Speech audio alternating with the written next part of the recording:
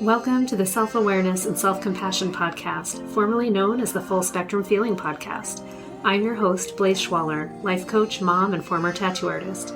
I help people heal their past, speak their truth, and love the lives that they're living now. Join me here every week for conversations on how to live an imperfect but fully engaged life that embraces all the feels so that you can stretch into your best life while enjoying the you that's here right now.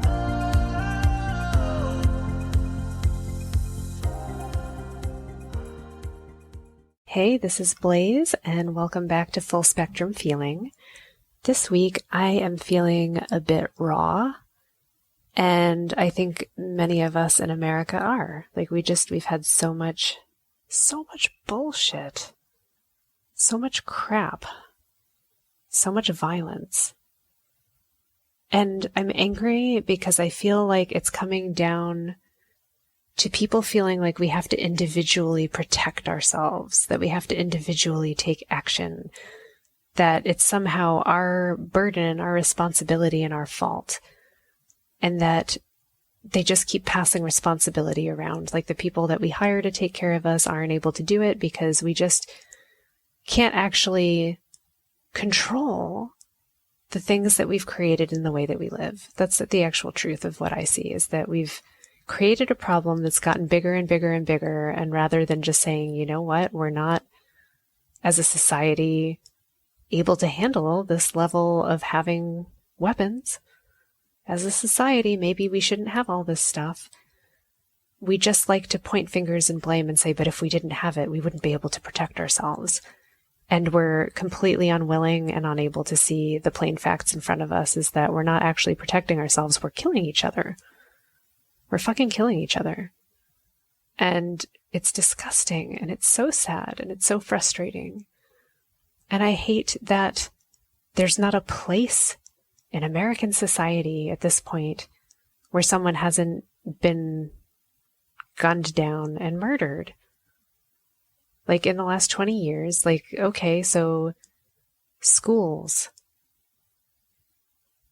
like the corner of the street, gas stations, the mall, going to a movie, going to the doctor's office, going to church, all of these places that should be just matter of fact places you can go and feel safe. Nope. You could just be murdered.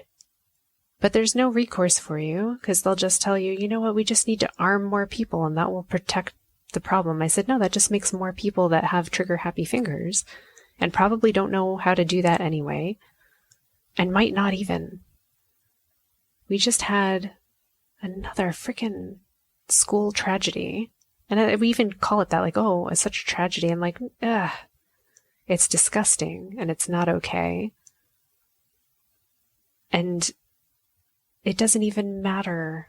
I guess that's it. Like, it doesn't even matter that it wasn't handled well, because in the aftermath of it, are we even changing anything about how we handle our lives? It's not just the arguments that come back against gun control, it's not just about guns, it's about mental health and safety. I was like, well, then we're really failing at that too. Let's do both. Let's not just say it's only one side or the others. Let's do both. Let's take away all your guns because obviously you're going to shoot each other and kill each other and it's not okay. And let's also recognize that we have a major anger issue problem in this country and we're not helping people. We're not teaching people from the time they're young how to handle anger constructively, or that it's okay to be angry, how to handle pain and humiliation and whatever else goes into these kinds of outbursts. And it's ridiculous to call it an outburst when it's a murderous rampage that ends in killing people and hurting people.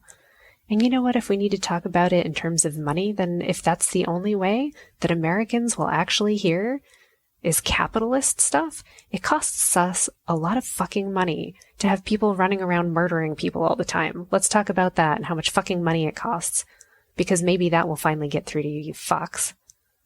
So fucking tired of this bullshit.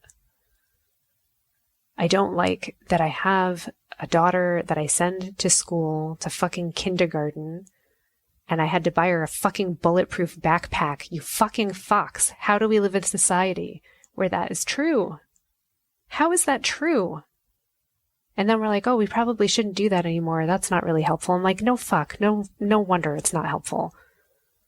But if it's the only thing that I think might make the difference between my kid coming home alive or dead when she's going off to play and learn how to be nice and say please and thank you and count to 10 and say her ABCs, are you fucking kidding me?